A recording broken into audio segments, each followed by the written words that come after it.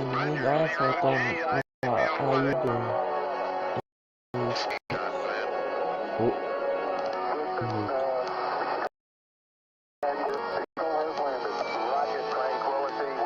Itu tadi 4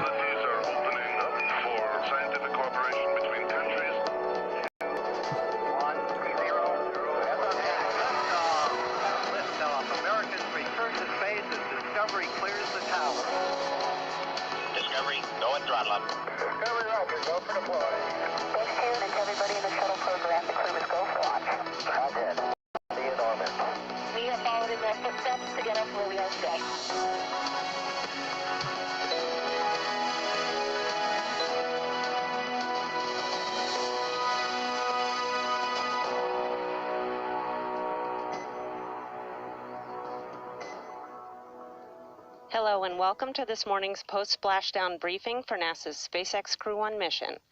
NASA astronauts Mike Hopkins, Victor Glover, Shannon Walker, and JAXA astronaut Soichi Noguchi splashed down off the coast of Panama City, Florida this morning at 1:56 a.m. Central Time and will make their way back to Houston a little later this morning.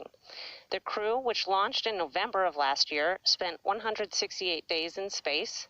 Members of the Resilience crew were involved in 5 spacewalks during their time on orbit, saw the arrival and departure of several visiting crew and cargo spacecraft, and contributed to hundreds of scientific investigations and technology demonstrations while aboard the International Space Station. We have a few folks here to talk about the mission and the crew's return. They are Kathy Leaders, Associate Administrator for NASA's Human Exploration and Operations Mission Directorate, Steve Stitch, NASA's Commercial Crew Program Manager, Joel Montalbano, NASA's International Space Station Program Manager, Holly Ridings, Chief Flight Director at Johnson Space Center, Hans Königsmann, SpaceX Senior Advisor for Flight Reliability, and Hiroshi Sasaki, Vice President and Director General for JAXA's Human Spaceflight Technology Directorate. We'll start with some overview remarks and then move to questions from reporters on the phone. For those asking questions, please press *1 to ask a question, and we'll also be taking some questions from those on social media using the hashtag AskNASA. Okay, we'll start with you, Kathy. Well, first, thanks for all of you being here so early in the morning. What an exciting landing. I mean, first of all, beautiful, beautiful evening. You could see how nice the weather was once again.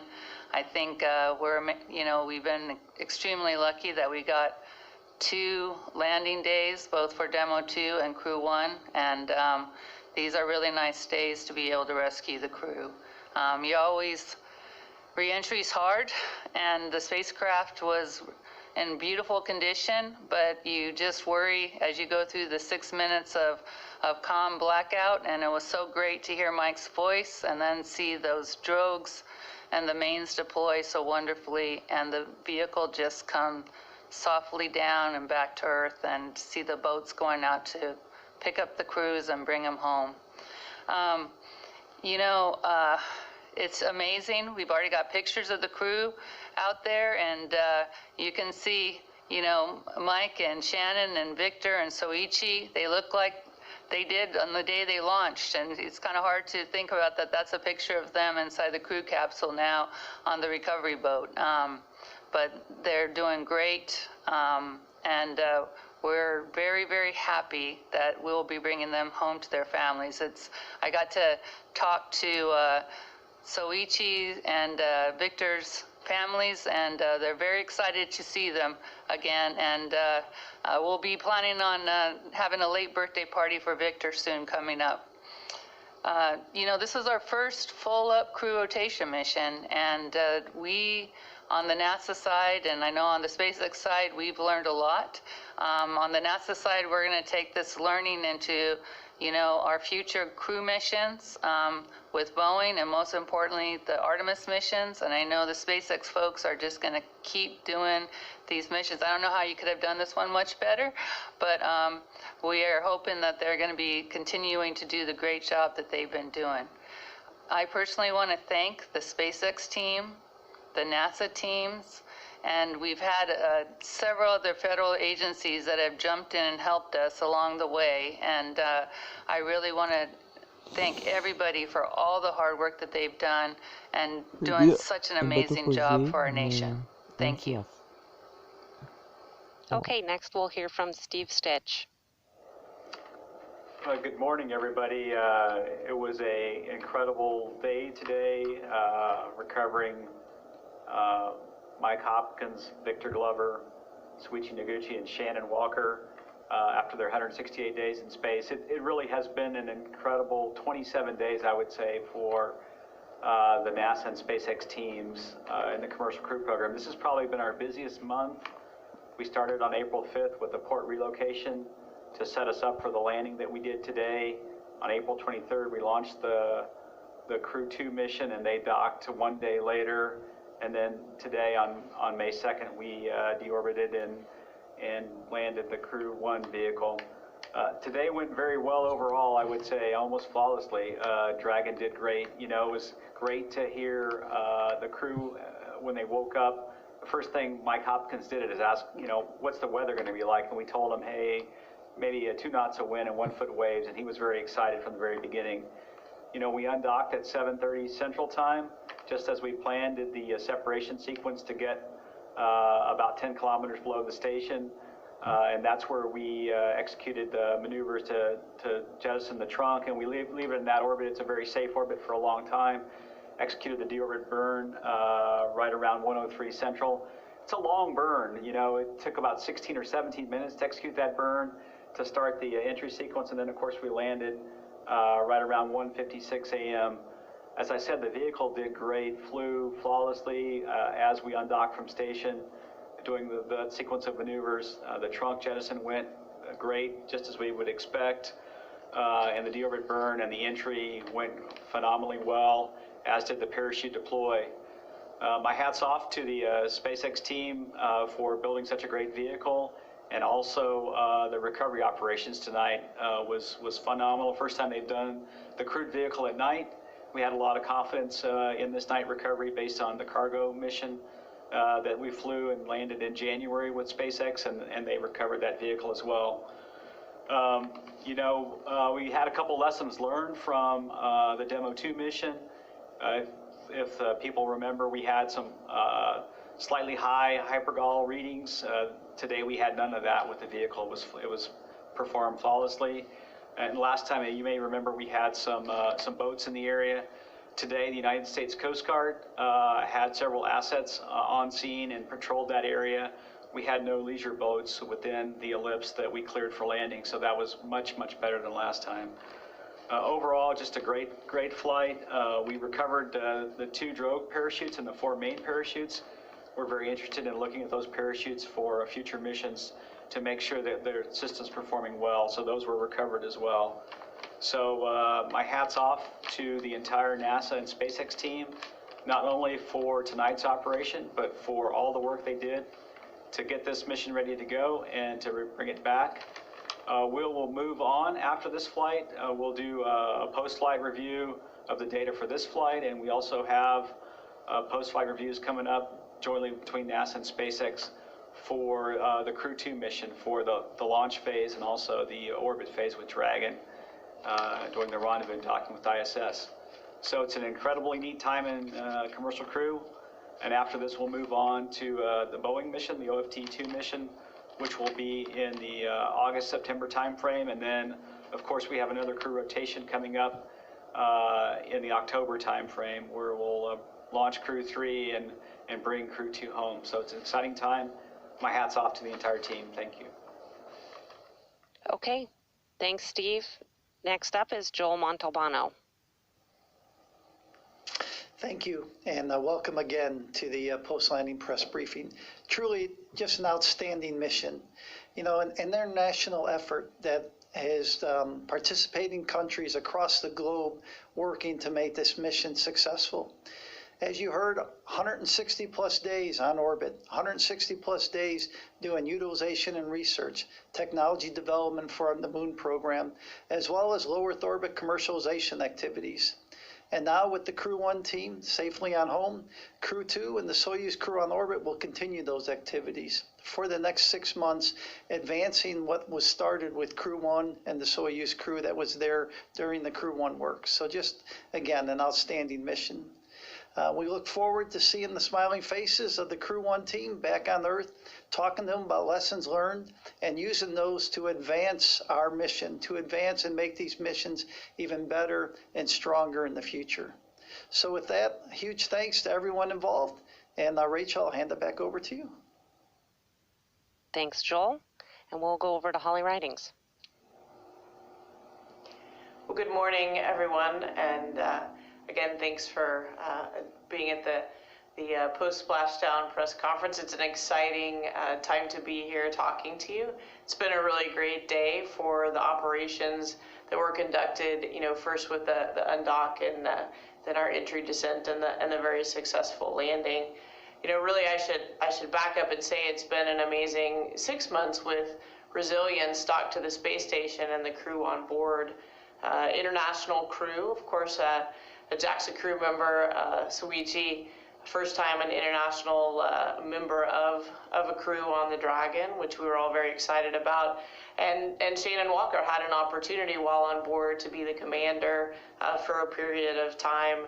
And so that was exciting as well. In fact, earlier today when they left, Aki, who took over the commander, he's a Crew 2 crew member from Shannon, was able to ring the bell as Resilience was departing and say all those happy words as they were able to send them home. They'd been doing a direct handover with all of the crews on board, Crew 2, Soyuz crew, Crew 1, 11 crew members on board the space station for a little bit more than a week. It was an exciting time, lots of work that was done.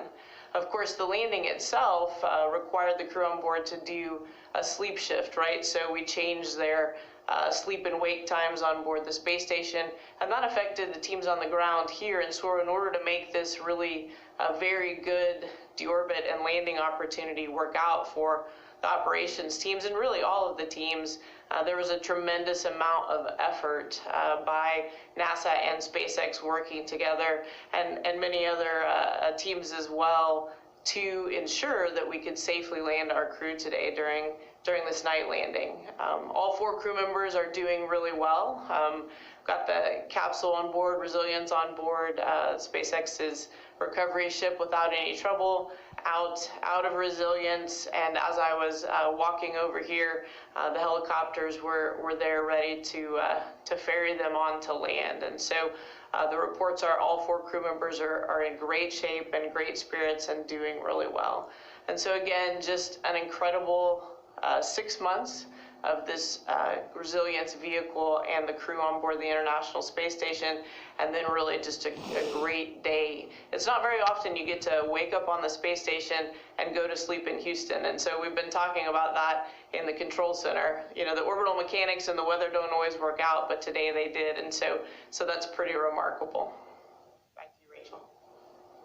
Thanks, Holly. Next, we'll hear from Hans Königsmann. Yeah, good morning. From all of us here at SpaceX, I want to thank NASA and JAXA for trusting us to fly their astronauts. I was watching the mission from the departure, after the departure from the space station, and I must say this was an amazing mission, and the entire SpaceX team is so proud to support the station. The overall mission went very smooth. The launch in November last year, the long-term docking over 6 months, the port relocation a few weeks ago, and now the departure, re-entry, and splashdown. It's great to have Mike, Victor, Shannon, and Soichi back home again. I know that the team here is looking forward to meeting them again in person soon. We will look at data now and inspect the spacecraft, and then get the capsule ready for the next flight. NASA and SpaceX worked hard to certify both Falcon 9 and Dragon for multiple flights, which is critical for reliability and affordability. As you heard before, this was the first nighttime landing since Apollo 8, and I think it worked great. The lighting was good, there was no additional traffic, the weather was just super, and the wind conditions were just perfect. The SpaceX and NASA teams returned human spaceflight back to the United States, and I think this is a remarkable achievement, the opportunity of a lifetime for many of us, and something to be proud of. Thank you, NASA. And we are looking forward to many more flights to the space station and beyond, Moon and Mars.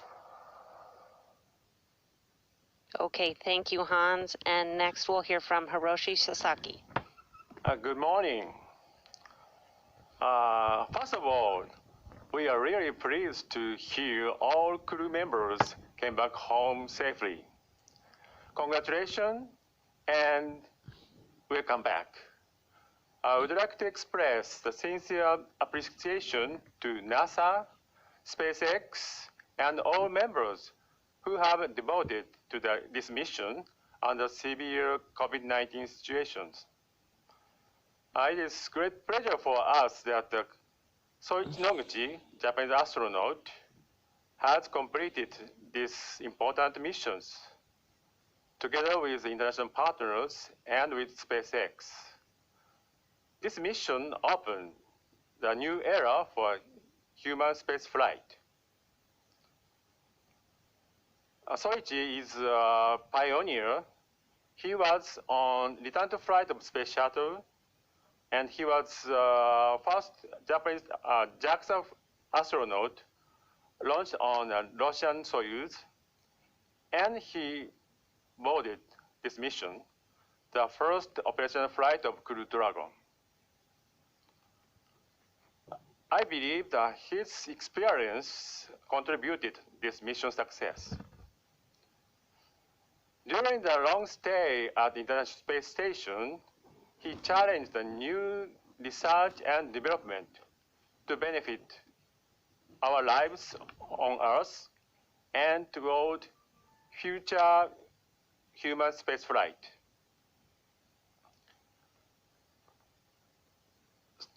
And Aki Hoshide will take over his job. We believe that the International Space Station is an important facility for humankind. We'd like to utilize the International Space Station maximum extent. And I think this mission proved the Crew Dragon provide a more robustness and more capability to the International Space Station, and also proved that international and commercial partnership accomplished this goal. Leveraging the partnership is also true for our endeavor in space exploration. We want to continue the international partnership and commercial engagement, not only the ISS, but also the Gateway, lunar surface, and even Mars. We must go together towards these challenges. And of course, JAXA will be joining this endeavor.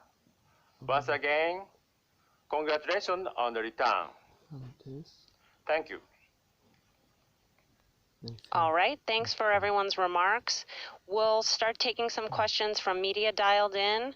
As a reminder, you can press *1 to get in the queue to ask your question, and we'll also take questions via the hashtag AskNASA on social media. So with that, we'll start with Marcia Dunn of the Associated Press. Hi, good morning. Another SpaceX crew mission is in the books just in time for the 60th anniversary of Alan Shepard's Mercury flight. And the next crew flight coming up for SpaceX is privately purchased. And I'm hoping Kathy and Hans, if you could both comment on SpaceX leading the way, not just for NASA and commercial crew, but also for space tourism coming up. Thank you. Well, I'll just make a short remark and then I'll let Hans jump in. But I do think that this was really our goal when we set up commercial crew. And honestly, we're very excited to see it kind of taking off. One of the reasons why we did the contract the way we did was so that the commercial companies had the opportunity to be able to, sell the capabilities that they developed to give us services to other folks, and so that the capabilities that we work so hard together on are then there and available for, you know, U.S. citizens or international citizens out there to be able to experience and be a space person too, you know. And so our goal is one day that everyone's a space person. And so this is just an exciting first step for that. And we're very excited to see it starting to take off. Go ahead, Hans. Yeah. Thank you for that question. And this obviously is a big step going forward. We showed in the last missions that we can safely transport astronauts up and down with Dragon. We had a chance to learn important lessons and to improve reliability and make the operations very smooth. And today was a testament to you know, the whole Dragon design team and operations team, and also the recovery team. The execution was just perfect in my eyes. So I think going forward we're ready for this important step. We're ready for the private astronaut mission. I think the first mission in particular is a very special mission. They trained accordingly, and they. The overall mission is very important. It has the combination with the St. Jude's donation. So I think all of these things come together into an upcoming great private astronaut mission. I'm very much looking forward to that. The next question comes from Eric Berger with Ars Technica. Congratulations all around. You made what's hard look quite easy this morning. Question for Kathy. NASA's been focused on transportation for a long time, you know, getting cargo and crew to LEO and the moon. But now, you know, you've kind of got transportation to LEO in hand, and with SLS, Orion, and Starship, you're starting to work on the moon. It seems like to me you can think more about operations. So what's it like, you know, planning not just for the station, but the moon with SLS and Starship? You know, you could potentially send hundreds of tons of cargo to the moon a year. So I'm wondering, Kathy, you know, as you look beyond transportation to operations, you know, is that exciting to you? I mean, what do you think about that? The fact that it's not so much transportation anymore you have to worry about, but actually capabilities, operations. Thanks. Yeah, I'd say we're still at the beginning steps of, you know, continuing to make this look easy, but Joel and Steve have been doing a great job of that, along with SpaceX, right? But this is only our first, you know, full-up operational mission, so we need to keep having the missions look like this. But you're right, Eric. It's very exciting that we're starting to lay in the foundations for these key capabilities, and hopefully with Artemis 1 mission and the uncrewed demonstration mission getting behind us, and then the crewed demonstration mission occurring soon after that, you know, we are laying in the key foundational aspects with Gateway and beginning to lay in the demonstration for the human landing system to really lay the foundation for us going back to the moon and sustainably, you know, operating on the moon. And this isn't a dream anymore. We've got very, very concrete steps to go do that. And, you know, Sasaki-san talked about that, you know, this is an international endeavor, and we have very solid plans and agreements and contracts out there to go make this happen. So I'll tell you, Eric, it's a great time to be the HEO AA. A lot of exciting things going on in HEO, and obviously, you know, the landing today was one of them. Our next question comes from Chris Davenport with the Washington Post.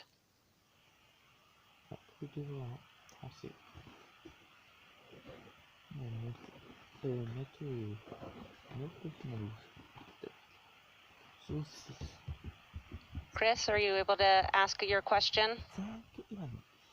Can you hear me? We can, yes.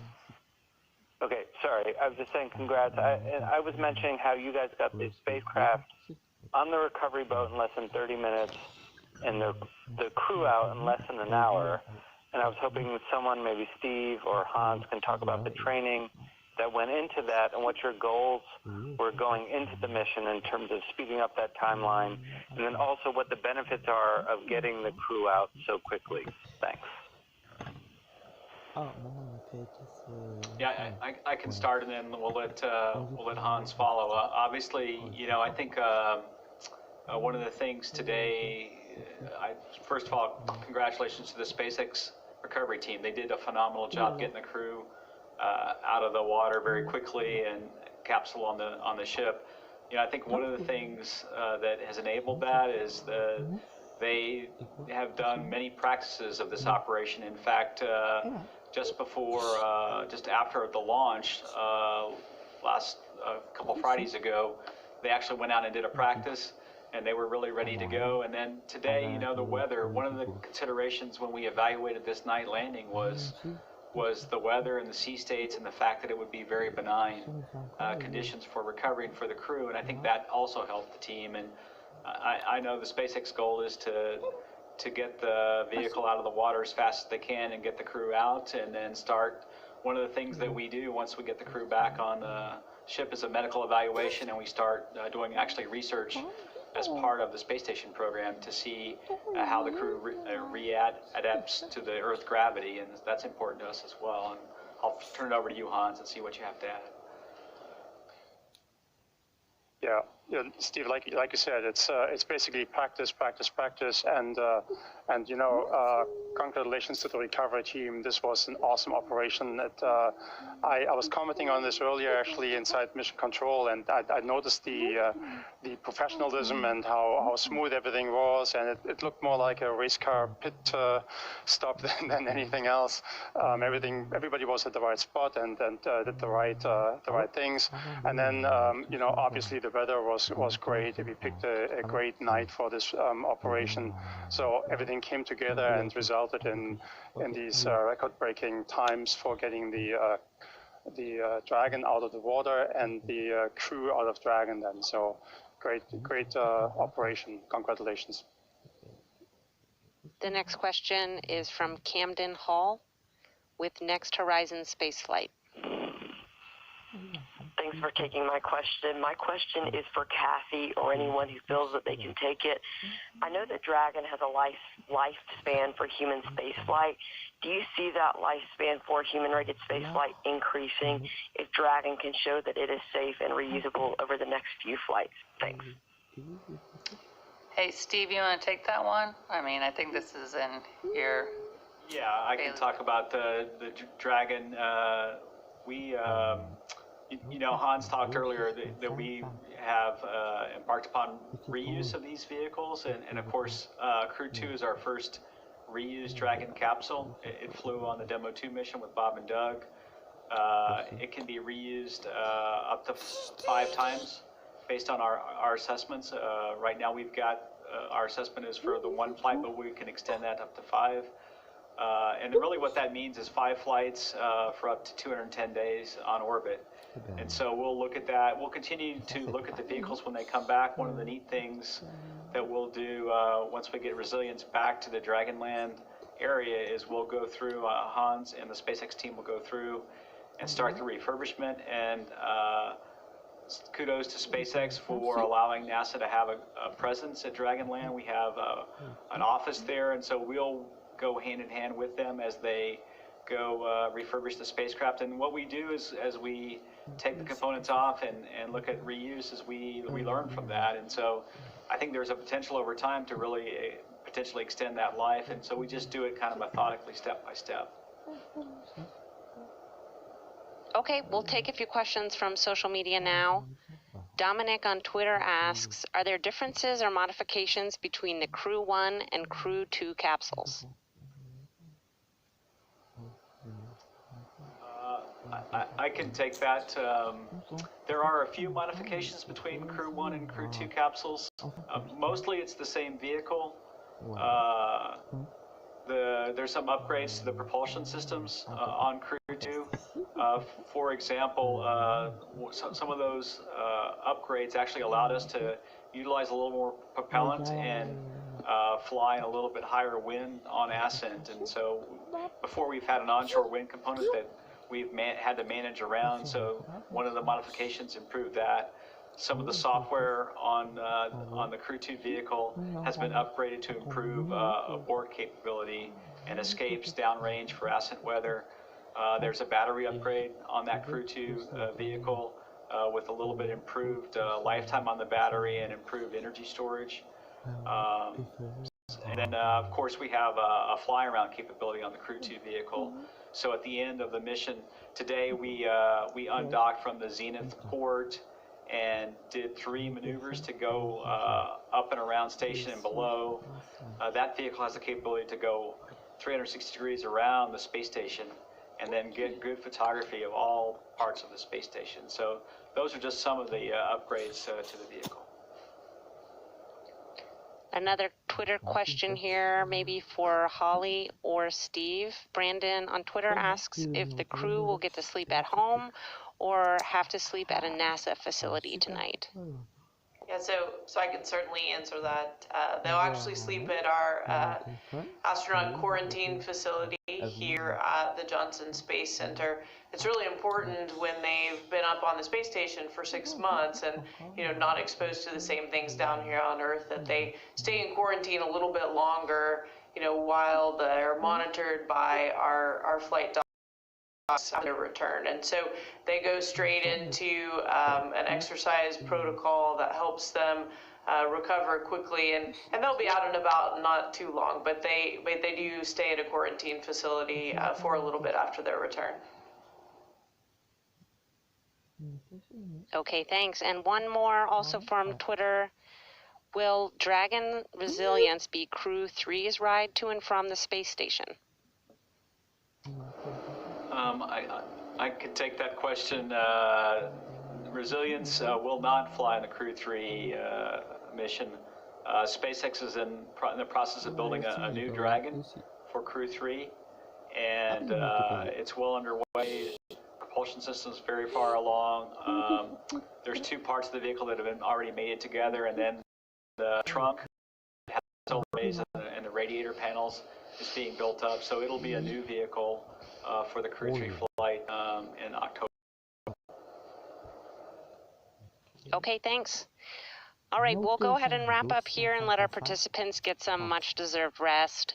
Thanks to everyone for joining today. Stay tuned to nasa.gov for more information about the first opportunity to talk to the Crew 1 crew later this week. Thank you.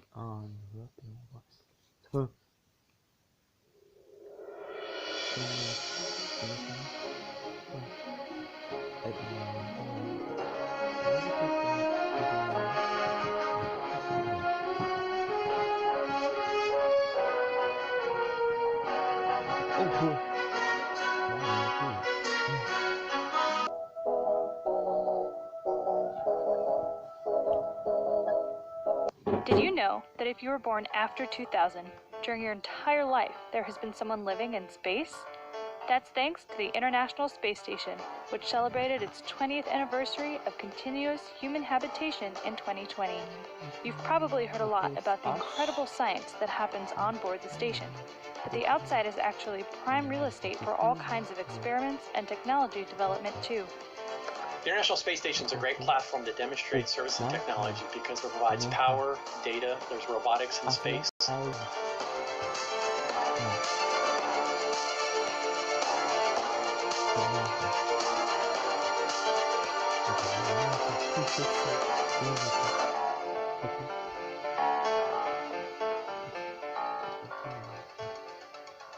With Tech on Deck, we'll be talking about some key experiments that have taken place outside in the harsh environment of space, which will help us advance human exploration.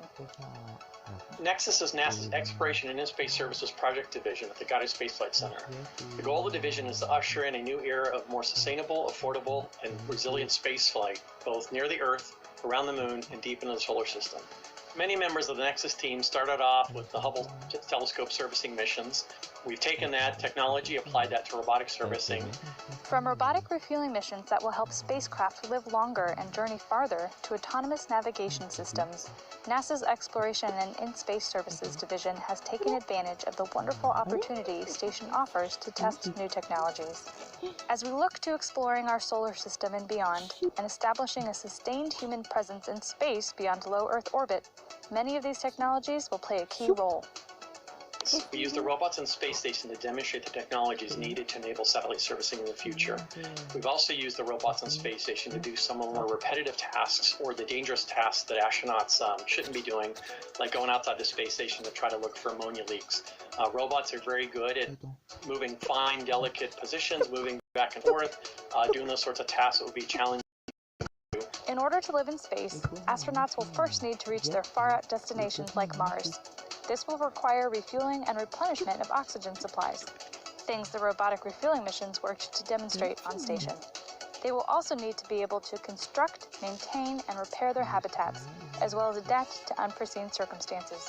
Because we're in space in low Earth orbit, we have lighting conditions that are representative of objects in space, and so allows us to launch tools and modules into orbit, put them on the space station, and then use those robotic technologies and all the infrastructure that comes with the space station to mature those technologies in a way that's much, much less expensive than if we try to launch our own satellite and demonstrate those for the first time, not using the space station.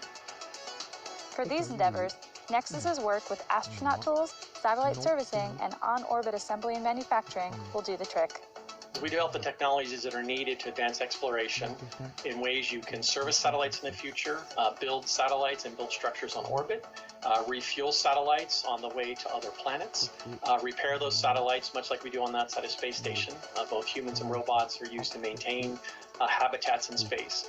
We're developing technologies that can be used by NASA and others to make those a reality. The International Space Station is the perfect testing ground for technologies that will be used to propel humans farther than we've ever gone before. The station is helping us build the necessary foundation to make it possible. Outside of the International Space Station, space can be a lonely place.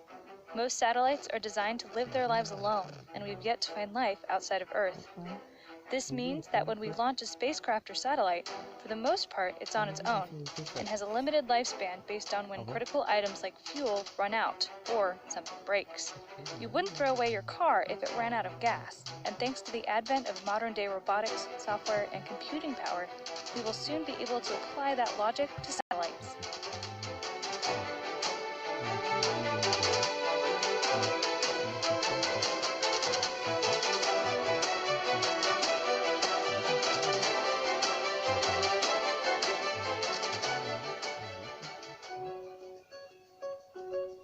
We are on the cusp of breaking the one-and-done paradigm that exists for most satellites. An important step in that direction is NASA's Robotic Refueling Mission, or RRM, demonstration on the International Space Station. Because refueling a satellite that was not designed to be refueled has never been done before, practice is key. With that in mind, the first two phases of RRM took place on station from 2011 to 2017, and tested the tools, technologies, and techniques to refuel and repair satellites in orbit. RM and RM Phase 2 were designed to demonstrate end-to-end refueling of a spacecraft, as well as the first steps of cryogenic refueling or replenishment. We're wanting to use the robot on the International Space Station to be able to demonstrate the technologies and techniques to do this refueling, so we built innovative tools to bridge the gap between the robot and the payload interfaces. Consisting of a module or box affixed to the outside of station and robotic tools, the demonstrations use station's Dexter robot to operate tools and test servicing tasks such as cutting and peeling back protective thermal blankets, unscrewing caps, turning valves, transferring fluid, inspection, and intermediary steps leading up to refueling. Once we were all done, we were able to transfer fuel end-to-end through a spacecraft fill and drain valve that wasn't designed to be robotically refueled. The RRM demonstration helped test and prove technologies that will make refueling satellites not designed to be refueled possible, something that will be further demonstrated by NASA's on-orbit servicing, assembly, and manufacturing 1 mission. But it also helped to lay the groundwork for designing future satellites in a way to make them more easily serviceable. These missions were important because we needed to demonstrate in orbit that this technology was ready. There were a lot of people that felt that at the time of RRM that the technology was so far in the future that they didn't feel what we were talking about was possible. So we needed to demonstrate in orbit this technology so that we could start changing the paradigm and incorporate these technologies into the future spacecraft designs and missions. RRM Phase 1 and 2 were all about preparing an interface for refueling, which in many ways is half the battle. To robotically refuel a satellite, you need to perform a series of highly dexterous tasks to even access the valve. The next step is to actually perform refueling tasks, which is what the next phase, RRM3, has been demonstrating on station over a series of operations since 2018. RRM is a critical piece of the sustainable spaceflight puzzle that helps us with the ability to robotically refuel, repair, and maintain satellites in both near and distant orbits, well beyond the reach of where humans can go today.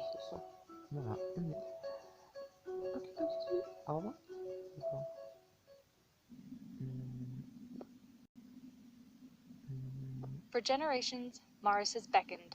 Now, the red planet is within our reach. But how do we get there? The key is in the details, and in the technology. First and foremost, you need fuel. This is not only true for getting to Mars, but for any form of deep space exploration. Being able to replenish fuel on a long-duration journey means massive amounts aren't needed up front, freeing up space for other important things. Enter Robotic Refueling Mission 3, or RRM3 for short.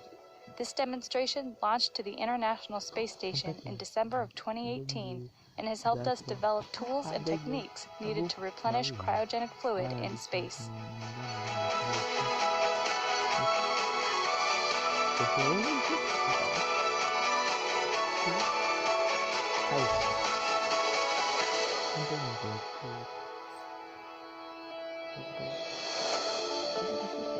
Transferring cryogenic fluids has never been done before in space. These super cold fluids can be used as propellants, coolants, or for life support systems.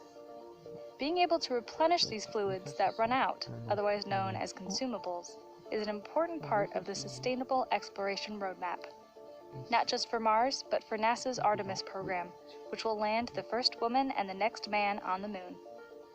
Since refueling cryogenic fluids in space has never been done before, RM3 tested technology and techniques needed to make that possible. First, we sent the RM3 payload and its 3 main tools to space station, where astronauts assembled the parts. When I was living aboard the International Space Station in the spring of 2019, I was fortunate enough to take part in the very small part in the Robotic Refueling Mission 3. And my job was to unload the components of the actual RRM3 from one of our visiting vehicles, and we take it into our Japanese experimental module, the GEM, where we have an airlock.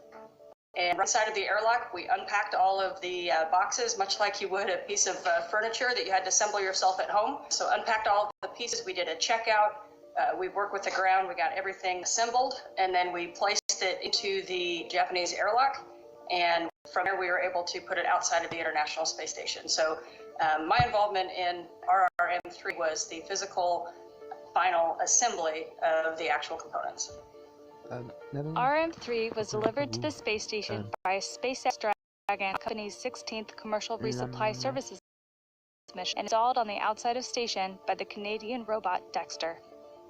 Dexter then picked up the tools from the JEM airlock and installed them onto the RRM3 payload. The ground operations team was now ready to begin operating the 3 tools to test how they would work in space. For the first set of operations, conducted in August 2019, Dexter used one of the RRM3 tools to prepare the RM3 module's interface for transferring cryogenic fuel. The second set of operations was then conducted in October 2020. For these, Dexter used one of the remaining 2 tools to insert an 11-foot-long hose in an open port, and the other snake-like camera inspection tool simultaneously to verify the hose's position in the inside of RM3's tubing. This marked the first time that Dexter had tools in both arms working the same tasks simultaneously. The RRM-3 demonstration added experience and information to NASA's knowledge base on the storage and transferring cryogenic fluids in space. It is currently still on station, where it will conduct one final set of operations in mid-2022. For getting to the Moon, Mars, and beyond, cryogenic fluids will be used as propellants and to maintain life support systems for astronauts. The Mars atmosphere is made up of carbon dioxide, which could be converted to liquid oxygen, a type of cryogenic fluid that can be used both as propellant and for breathing. Astronauts may be able to fuel rockets or replenish their oxygen supplies using compounds found in the Martian atmosphere.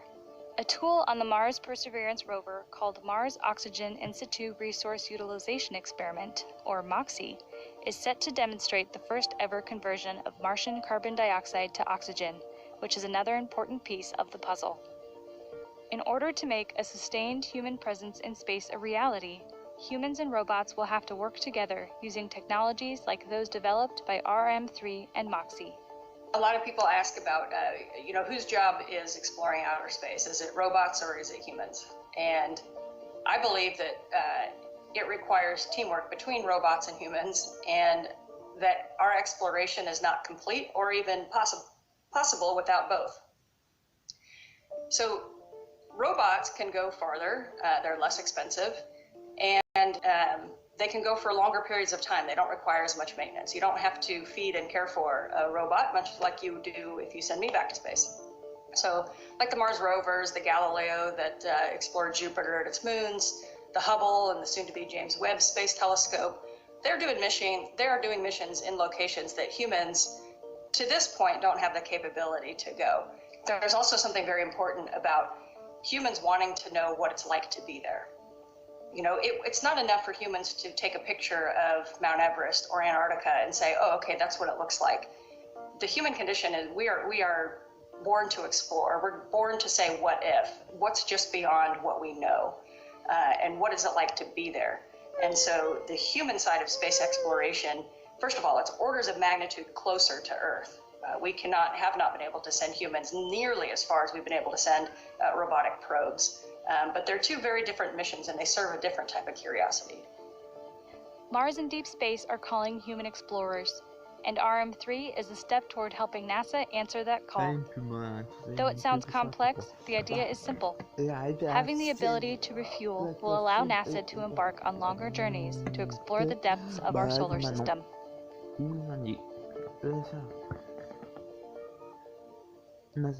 Did you know there's a three-eyed raven currently perched on the International Space Station? Not an actual bird, but rather a technology payload that is helping NASA develop a relative navigation system, or autopilot, for spacecraft. Launched to station in 2017 aboard a SpaceX Dragon on the company's 10th commercial resupply services mission for NASA, and installed on the outside of ISS by station's Dexter robot, Raven is equipped with 3 distinct camera vision systems: visible, infrared, and LiDAR. Combined with NASA-developed software algorithms, this rotating module of technology keeps a weather eye on arriving spacecraft.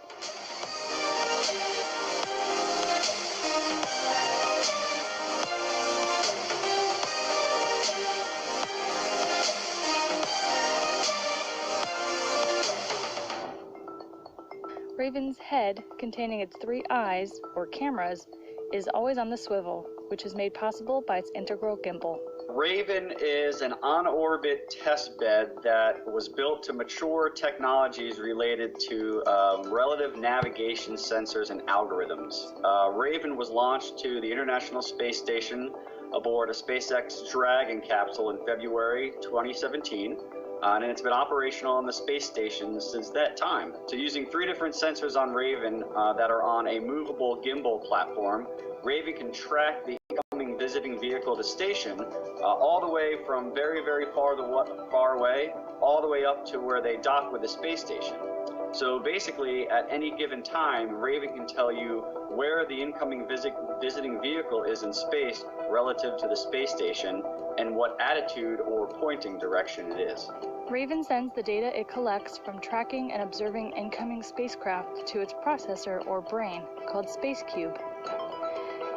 This tells Raven how it needs to move to continue to track the spacecraft and gauge relative distance and positioning. NASA engineers have taken what they've learned from multiple Raven observations over the years to adjust and fine-tune the relative navigation system as needed, so it's ready for the upcoming on-orbit servicing and manufacturing 1 mission, which will robotically refuel a satellite, among other things. Raven is a sensor system that can image an object, process those images on board in real time with advanced algorithms, and calculate the pose of the object relative to itself. These factors come together to create something like spacecraft autopilot. Much like a self-driving car can maintain cruise control based on the speed of the vehicle it follows, 2 free-flying spacecraft will be able to dock with one another using this technology. Though this operation is similar to the autonomous docking of visiting spacecraft to station, Raven's unique application is necessary for docking 2 satellites with the challenges of each moving and rotating in every direction during the rendezvous and docking phase. Using that information to then guide the first spacecraft to autonomously rendezvous with and dock with the second spacecraft. So that means finding it in space, aligning with it appropriately, and then bringing the 2 vehicles together without smashing them into and destroying each of them, all without human intervention. This capability is the kind of thing you need for docking with spacecraft that were not originally designed to be docked with and serviced, which happens to be a vast majority of them. That's why Raven's time on station is critical for the future of on-orbit servicing, assembly, and manufacturing, or OSAM. The OSAM-1 mission will use Raven's relative navigation capability to autonomously, meaning no humans involved, rendezvous and dock with the satellite and telerobotically refuel it. This will be the first time in history a spacecraft not originally designed to be serviced will be refueled as a means to extend its operational life. Raven is also important for future exploration missions. Raven's technologies can be applied to future NASA missions because if humans want to make a footprint in the solar system beyond low Earth orbit, which is where the International Space Station is located, we're going to have to rely on some form of autonomous docking technologies in the future. Whether it be an unmanned cargo vehicle meeting up in orbit around the moon, refueling tankers located in geosynchronous Earth orbit, or a return vehicle arriving on Mars in advance of a crewed landing, all of these feats will require the technology we're developing with Raven. Using its 3 eyes, Raven is looking to the moon, Mars, and beyond. Relying on highly robust autonomous systems becomes more crucial the further you move away from Earth as the communications time increases drastically. Once you move past low Earth orbit, it becomes very impossible for humans on Earth to do these highly complex maneuvers in real time. It's more efficient to allow computers to perform these sequences autonomously without human intervention. Although Raven has successfully concluded its main mission objectives, it remains on station. Meanwhile, its team on the ground is using what they've learned to develop more never-before-seen technologies that will enable future space exploration. Before I started digging in that other bag, here you go. No problem. If you need to fix something in space that wasn't designed to be fixed, it's going to take all the experience you can get. With that in mind, when the International Space Station's Alpha Magnetic Spectrometer, or AMS, needed repairs, NASA's Johnson Space Center and Goddard Space Flight Center used their joint expertise to make it happen. At Goddard, that expertise resides in NASA's Exploration and In-Space Services Division, or NEXUS, which evolved from the office that was responsible for the Hubble Space Telescope servicing missions. Key to these missions was the development of specialized tools. You've probably heard of Hubble. You may not be as familiar with AMS, so let's start there.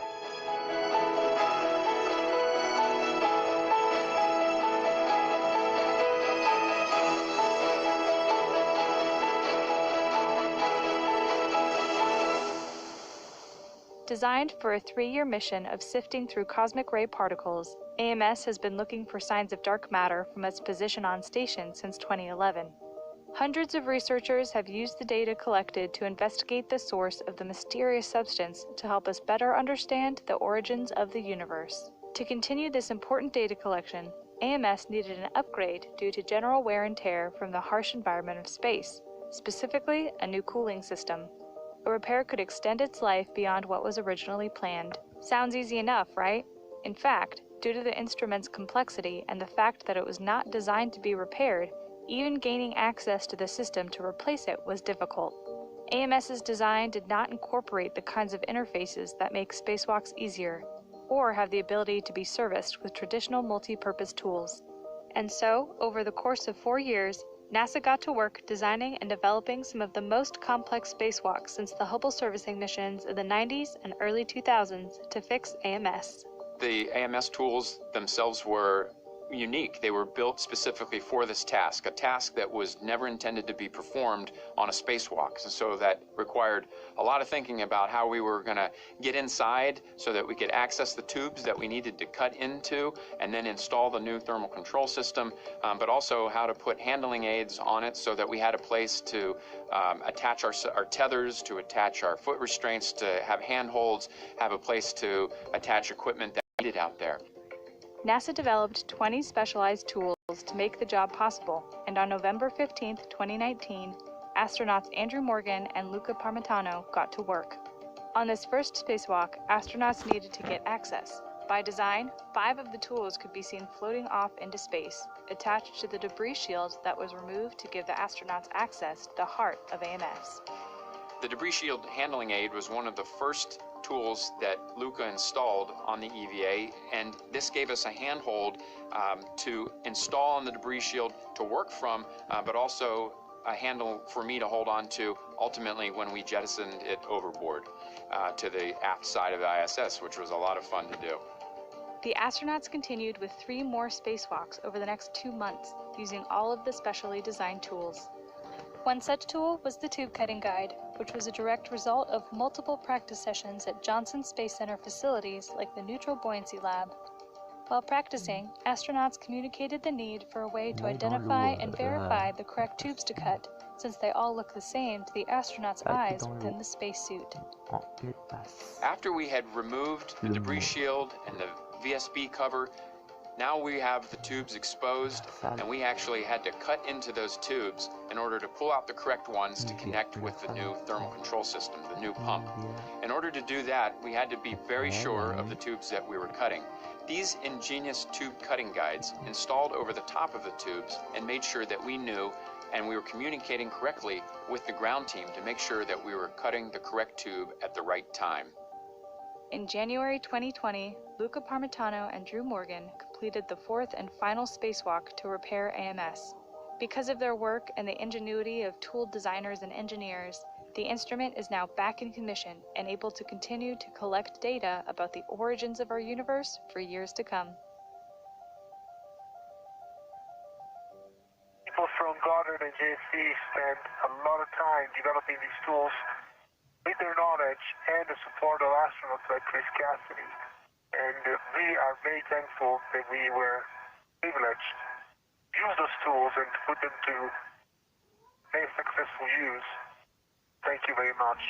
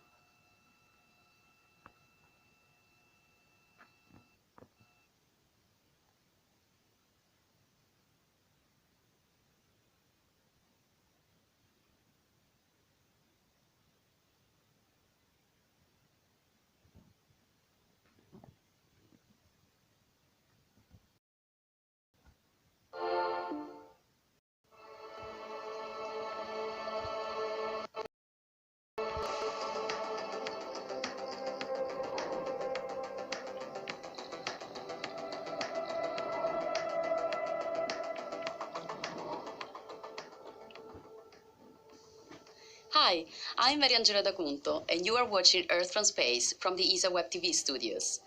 Today, Copernicus Sentinel-2 takes us over the meeting of waters in Brazil, where the Rio Negro and the Solimões River meet to form the Amazon River.